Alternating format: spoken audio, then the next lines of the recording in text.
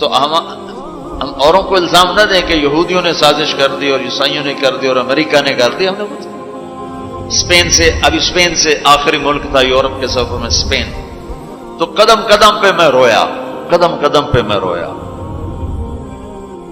کہ کس طرح مسلمان آپس کی لڑائی میں ختم ہو کے رہ گئے. کہ پاکستان اسپین میرے سامنے یوں آتے تھے ایسے. اسپین کی تاریخ، پاکستان کے حالات، اسپین کی تاریخ، پاکستان کے حالات، اسپین کے مسلمانوں کی آپس کی لڑائیاں، پاکستان کے حالات، آپس میں قتل و غارت، پھر پاکستان کے حالات.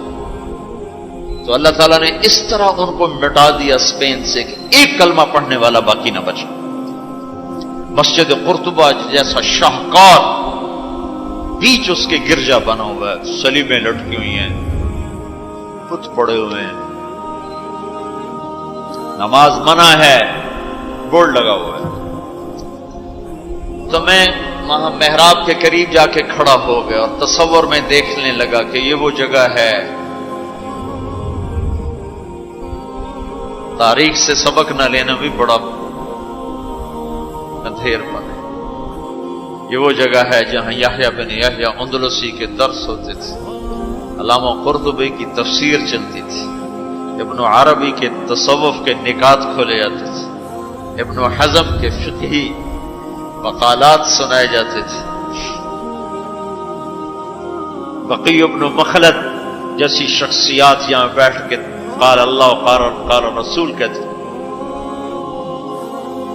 ننگی عورتیں پھر رہی ہیں نکریں پہنی ہوئی، وہ تو ایک ان کے لیے تفریح کی جگہ بنی.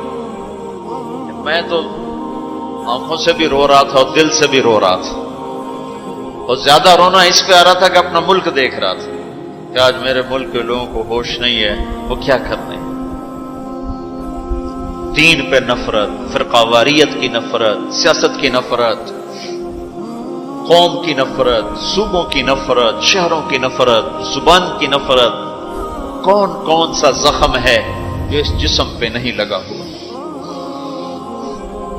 اب کون کون سے زہریلے تیر ہیں جو اس پر نہیں چلائے گے؟ میں ایسے ہی کھڑا دیکھتا. پھر میں محراب کے پاس جا کے کھڑا ہو گیا. تو 700 سال پرانی قرآن کی آیات اب بھی اسی طرح لکھی ہوئی ہے.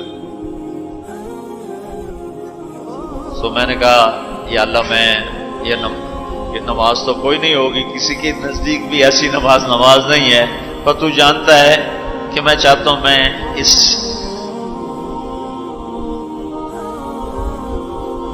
ارے میرے بھائیو، آپس کی نفرتیں مٹا دو اللہ کے واسطے. اپنی جان کے دشمن نہ بنو. معاف کرنا سیکھو، درگزر کرنا سیکھو. فرقہ واریت کی باتیں کرنا چھوڑو، تقریریں سننا چھوڑو. تاریخ میری کمزوری رہی ہے، میں بچپن سے تاریخ پڑھتا آ رہا ہوں. یہ تبلیغ میں لگنے سے پہلے ہی ذوق تھا تاریخ پڑھنا.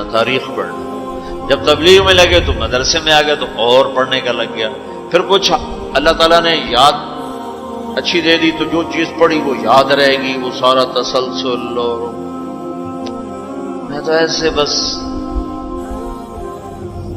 ڈوبتا ابھرتا رہا کہ یا اللہ، آج میں یہاں اس دھرتی پہ سجدہ نہیں کر سکتا جہاں 700 سال جن اینٹوں نے سجدے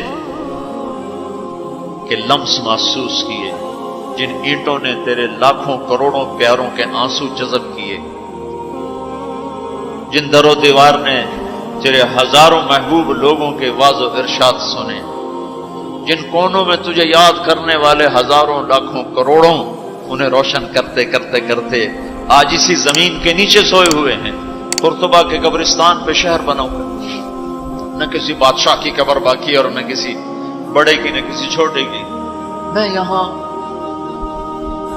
نماز پڑھتا ہوں، میری نماز قبول کر لے. میں نے اشاروں میں نماز پڑھی، اللہ اکبر، پھر ثنا، پھر سجدہ، پھر رکوع،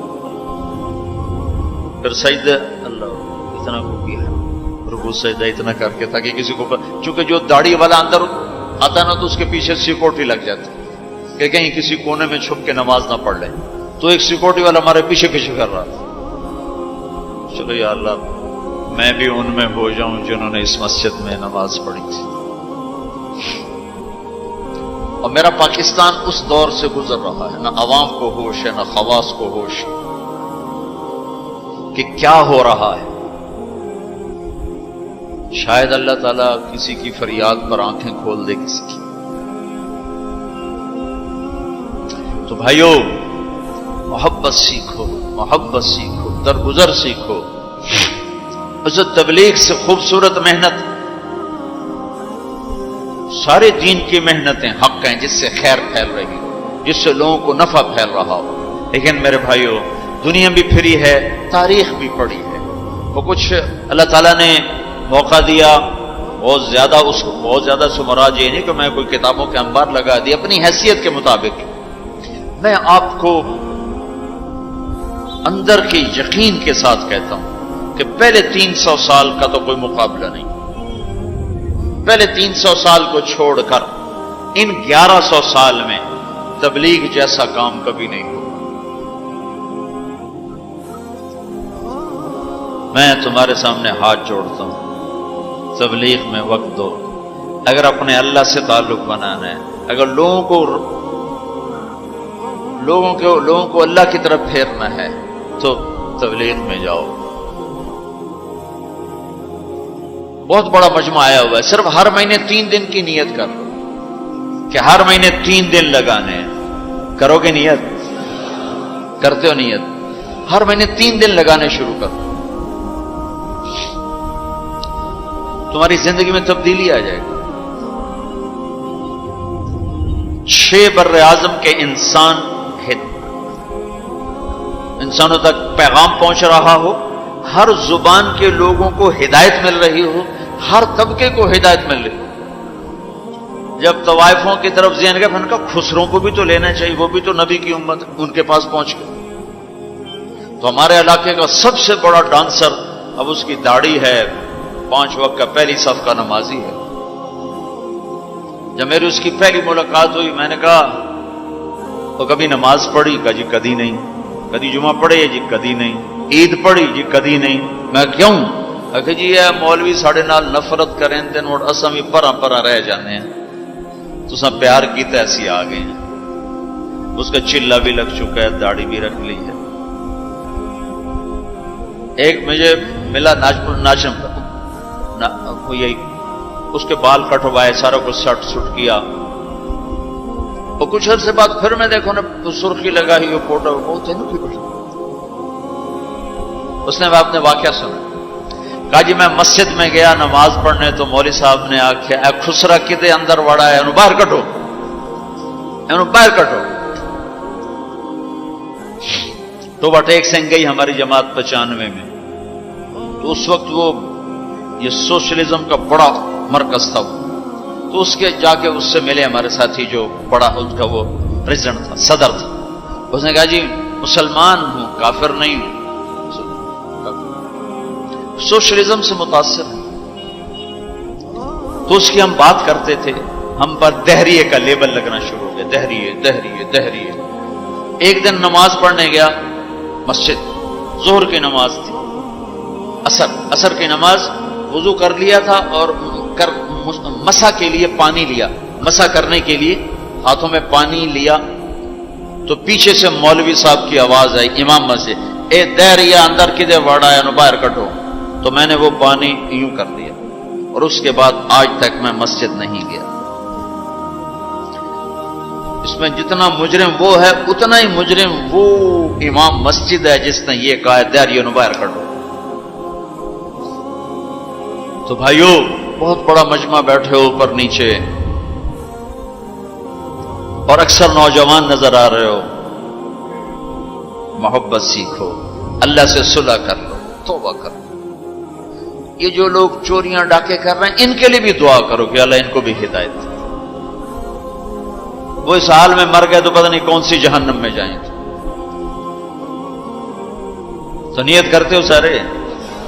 ایک نیت میں اور کروایا کرتا ہوں کہ بھئی آج تک جو ہوا آئندہ توبہ، صلح کر کے اٹھیں، اللہ کی بارگاہ میں صلح کر کے اٹھیں. تو اس کی بھی نیت کرتے ہو؟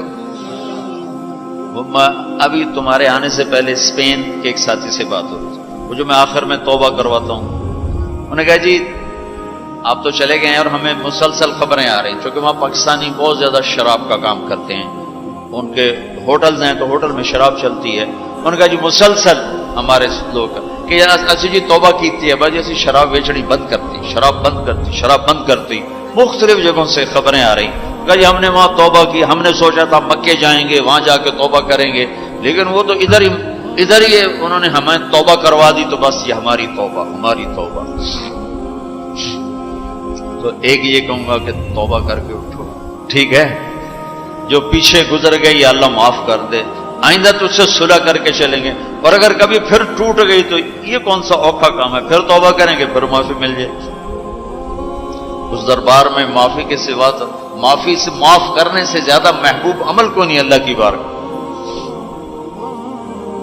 تو توبہ کی بھی نیت کرتے ہو تو کہو یا اللہ میری توبہ، پھر کہو یا اللہ میری توبہ، پھر کہو یا اللہ میری توبہ، اللہ قبول فرما لے۔ اب حج والوں سے کوئی موقع ملا تو کر لوں گا، ورنہ وہیں مکے چل کے بات کریں گے۔ لیکن آپ بھائیو، ہو سکتا ہے اس وقت کی بات یہی ہو جو اللہ نے کہلوائی، ضرورت اسی کی ہو۔ میں آپ سے گزارش کرتا ہوں محبت سیکھو، معاف کرنا سیکھو، ماں باپ کے آگے چپ رہنا سیکھو، بیوی کی کمی بیشی برداشت کرنا سیکھو، حتیٰ کہ اولاد کی کمی بیشی